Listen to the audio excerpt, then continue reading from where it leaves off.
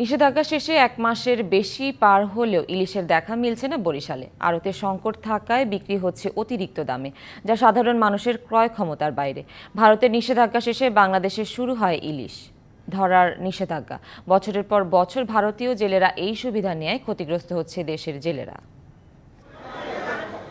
সাগরে মাছ ধরায় নিষেধাজ্ঞা শেষ হওয়ার পরপরই বরিশাল নগরীর পোর্ট রোড ইলিশ মোকামে ভিড় জমে ক্রেতা বিক্রেতার, কিন্তু দাম শুনে হতাশ ক্রেতা ও খুচরা বিক্রেতা।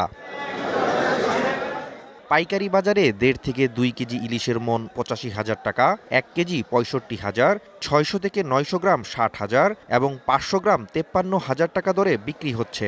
আর একদম ছোটটা 1,000 এবং বড়টা 2,000 2500 টাকা পর্যন্ত চাইতেছে।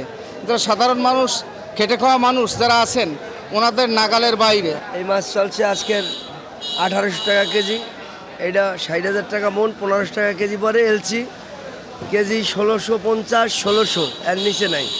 ক্রেতারা যার পারে 2-1টা নেয়, যে আগে 2টা নিতে 1টা নেয়। 250-টিরও বেশি ডিজাইন অপশন নিয়ে ওয়ালটন স্মার্ট ফ্রিজ, বোঝে আপনার প্রয়োজন।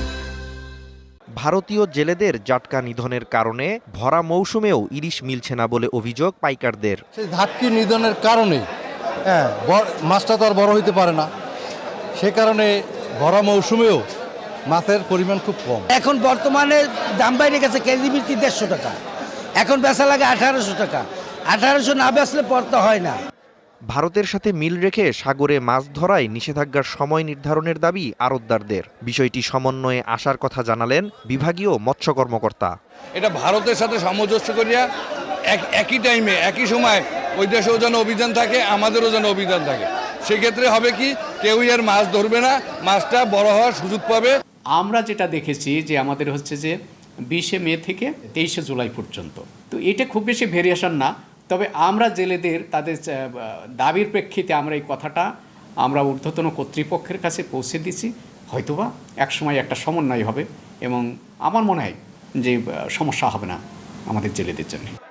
বাংলাদেশে সাগরে মাছ ধরার নিষেধাজ্ঞা থাকে 20 মে থেকে 23 জুলাই, আর ভারতে 15 এপ্রিল থেকে 14 জুন। DBC news desk.